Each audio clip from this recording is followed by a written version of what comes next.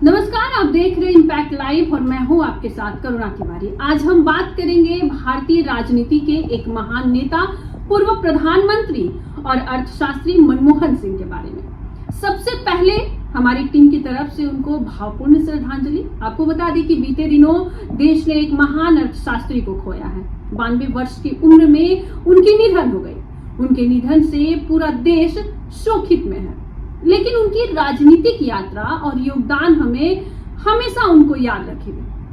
मनमोहन सिंह का जन्म 26 सितंबर 1932 को पंजाब के गुरदासपुर के जिले के एक छोटे से गांव में हुआ था। उनका परिवार विभाजन के समय पाकिस्तान में था, जो कि फिर भारत आकर बस गया। एक साधारण पंजाबी परिवार से मनमोहन सिंह ताल्लुकात रखते थे। मनमोहन सिंह ने अपनी मेहनत और लगन से वो ऊंचाइयां हासिल की जो बहुत कम लोग कर पाते हैं। मनमोहन सिंह ने अपनी प्रारंभिक शिक्षा जो है पंजाब विश्वविद्यालय से प्राप्त की और फिर अपनी उच्च शिक्षा के लिए उन्होंने कैम्ब्रिज विश्वविद्यालय और ऑक्सफोर्ड विश्वविद्यालय से शिक्षा ली। उन्होंने ऑक्सफोर्ड विश्वविद्यालय से अर्थशास्त्र में DPhil की डिग्री प्राप्त की। उनकी शिक्षा और विचारधारा ने उन्हें भारतीय अर्थव्यवस्था में एक विशेषज्ञ बना दिया।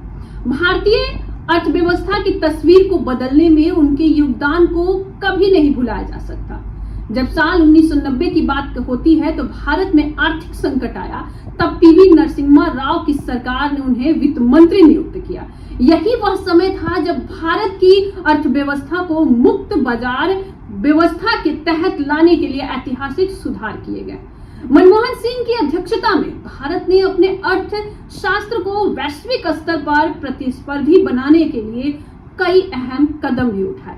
उन्होंने भारत से औद्योगिकीकरण को बढ़ावा दिया, विदेशी निवेश आकर्षित किए और टैक्स प्रणाली में भी सुधार किए। इन सुधारों ने भारतीय अर्थव्यवस्था को एक नई दिशा दी और 1990 के दशक में भारत को एक नई पहचान भी दिलाई। मनमोहन सिंह के वित्त मंत्री रहते हुए भारत ने आर्थिक उदारीकरण की दिशा में जो कदम उठाए वो आज भी भारतीय अर्थव्यवस्था के निर्माण में मील का पत्थर माने जाते हैं। साल 2004 की बात करें तो वहां प्रधानमंत्री बने, तब उनकी योजना और नीति के कारण भारत को वैश्विक आर्थिक ताकत के रूप में स्थापित कर दिया गया। 2004 में ही कांग्रेस पार्टी ने उन्हें प्रधानमंत्री पद का उम्मीदवार भी बनाया।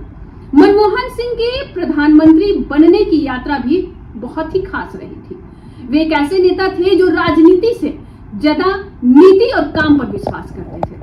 उनके प्रधानमंत्री बनने के बाद भारत ने आर्थिक सुधारों की नई राह पकड़ी और विदेशी रिश्तों में भी तेजी से सुधार आया। मनमोहन सिंह ने भारत अमेरिका परमाणु समझौता 2008 में किए थे, जो एक ऐतिहासिक और निर्णय माना जाता है। इसके माध्यम से भारत को वैश्विक परमाणु बाजार में प्रवेश मिला और देश की विदेश नीति को एक नई दिशा मिली। उनकी प्रधानमंत्री की यात्रा की बात करी जाए तो कई मुश्किलें भी आई। साल 2008 में मुंबई में आतंकवादी हमला हुआ, 2G स्पेक्ट्रम घोटाला हुआ। कई तरह के विवादों में इनकी सरकार को चुनौती मिलती रही। हालांकि मनमोहन सिंह के नेतृत्व में क्षमता और शांतिपूर्ण कार्यशैली ने उन्हें इस चुनौतियों का सामना करने में काफी मदद की। मनमोहन सिंह की बात करें 2014 तक वो रहे, जब तक नरेंद्र मोदी की अगुवाई में भाजपा के चुनाव नहीं जीता था। इसके बाद मनमोहन सिंह को एक सम्मानित नेता के तौर पर जाना गया, लेकिन उन्होंने कभी अपने कामों को प्रचार नहीं किया। उनकी शैली हमेशा संयमित और सौम्य रही है। उनका निधन भारतीय राजनीति के एक युग का अंत बताता है। वे एक ऐसा नेता थे जिन्होंने अपने पूरे जीवन में भारतीय राजनीति और समाज के लिए निस्वार्थ सेवा की। आपसे फिर मिलेंगे एक ऐसे ही महान व्यक्तित्व की यात्रा को लेकर। तब तक के लिए मुझे दीजिए इजाजत। देखते रहिए इम्पैक्ट लाइव। धन्यवाद।